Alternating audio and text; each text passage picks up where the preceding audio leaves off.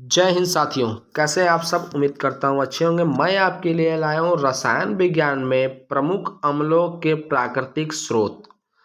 ये आपके एग्जाम के लिए महत्वपूर्ण चैप्टर होने वाला है दोस्तों। ये क्वेश्चन यहाँ से क्वेश्चन हमेशा आता रहता है दोस्तों। तो इस वीडियो को पूरा अंत तक देखिएगा, क्योंकि रसायन विज्ञान में जैसे फार्मिक अम्ल हो गया, लाल चींटी किसमें पाया जाता है, ये सब क्वेश्चन हमेशा किसी न किसी एग्जाम में 1 से 2 नंबर का रहता है दोस्तों। तो चलिए स्टार्ट करते हैं और देखते हैं कि प्रमुख अम्लों के प्राकृतिक स्रोत क्या है। तो आइए स्टार्ट करते हैं आज का ये सेशन। चलिए, प्रमुख अम्लों के प्राकृतिक स्रोत तो देख लेते हैं कि फार्मिक अम्ल जो होता है लाल चींटी और बिच्छू में पाया जाता है फार्मिक अम्ल।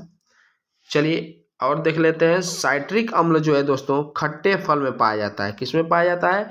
तो खट्टे फल में पाया जाता है। याद रखिएगा, फार्मिक अम्ल हो जाएगा लाल चींटी और बिच्छू में, और साइट्रिक अम्ल हो जाएगा खट्टे फल में। बेंजोइक अम्ल जो होता है घास पत्ता और मूत्र में पाया जाता है दोस्तों। किस में पाया जाता है? घास पत्ता और मूत्र में बेंजोइक अम्ल पाया जाता है। ऑक्जेलिक अम्ल पाए जाते हैं सारेल का वृक्ष में पाया जाता है ऑक्जेलिक अम्ल। अगला एसिटिक अम्ल फल का रस, जिसे खट्टा चीज होता है, फल का रस या सिरका में पाया जाता है दोस्तों। अगला क्वेश्चन एसिटिक हो गया आपका। अब नाइट्रिक अम्ल देख लेते हैं। फिटकरी और सोर्रा में पाया जाता है नाइट्रिक अम्ल। सल्फ्यूरिक अम्ल किस में पाया जाता है? तो हरा कशिश में सल्फ्यूरिक अम्ल पाया जाता है दोस्तों, याद रखिएगा। टार्टरिक अम्ल हो जाता है इमली में पाया जाएगा टार्टरिक अम्ल। अगला लैक्टिक अम्ल खट्टाई में पाया जाता है दोस्तों। अगला देख लेते हैं, लैक्टिक अम्ल हो गया खट्टाई में, और हो गया आपका ब्यूटेरिक अम्ल होता है जो मक्खन में पाया जाता है ब्यूटेरिक अम्ल।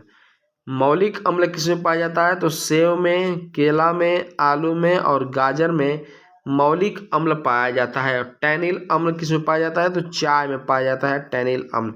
यूरिक अम्ल पाया जाता है मूत्र में दोस्तों।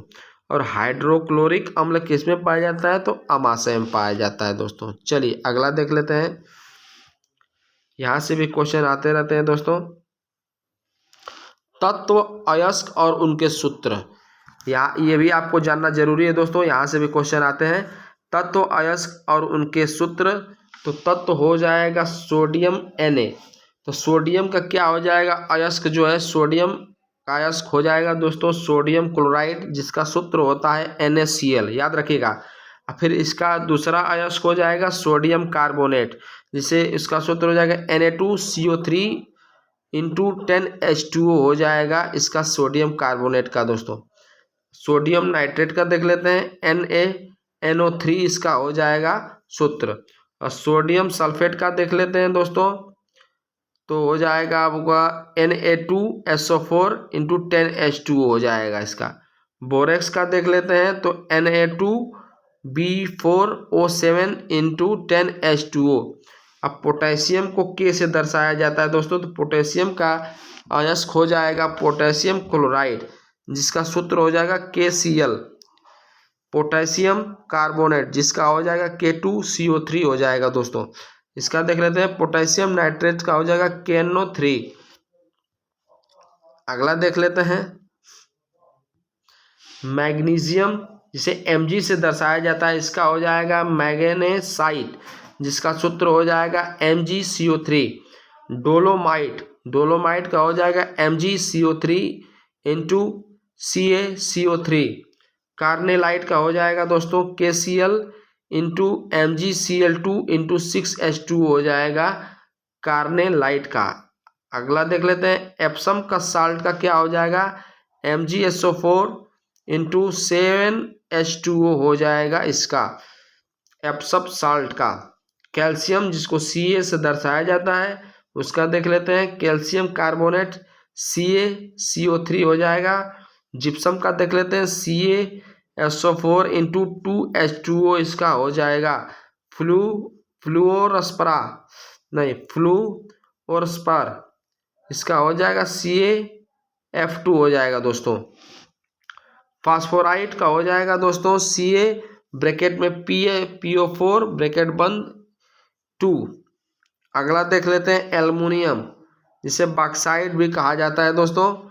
एल्युमिनियम का Al से होता है, दर्शाया जाता है। इसका बॉक्साइट देख लेते हैं, Al2O3 2H2 हो जाएगा इसका।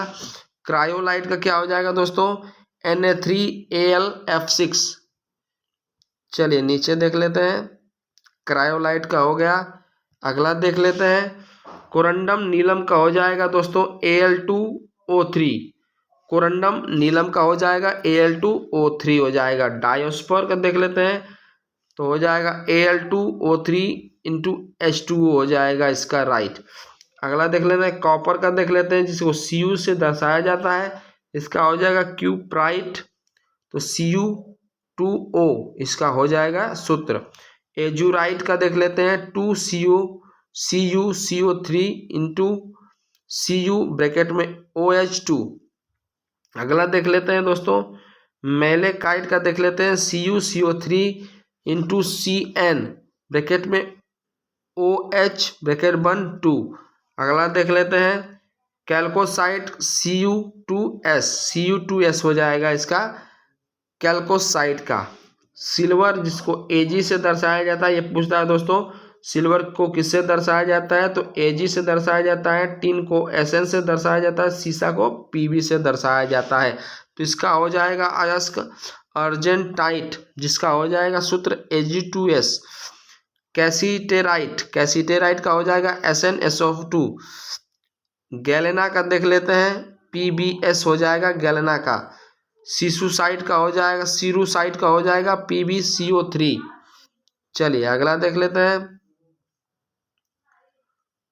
जिंक का देख लेते हैं दोस्तों। जिंक का Zn से दर्शाया जाता है, तो जिंक ब्लेंड ZnS इसका रासायनिक सूत्र हो जाएगा। कैलामीन का हो जाएगा ZnCO3। जिंकाइट का हो जाएगा ZnO। और इसका देख लेते हैं, मरकरी का हो जाएगा Hg से होता है, और मैग्नीज का Mn से होता है। तो मैग्नीज का मरकरी का हो जाएगा सिनेबार AgS, और पायरोलुसाइट हो जाएगा मैग्नीज का, तो इसका हो जाएगा MnO2।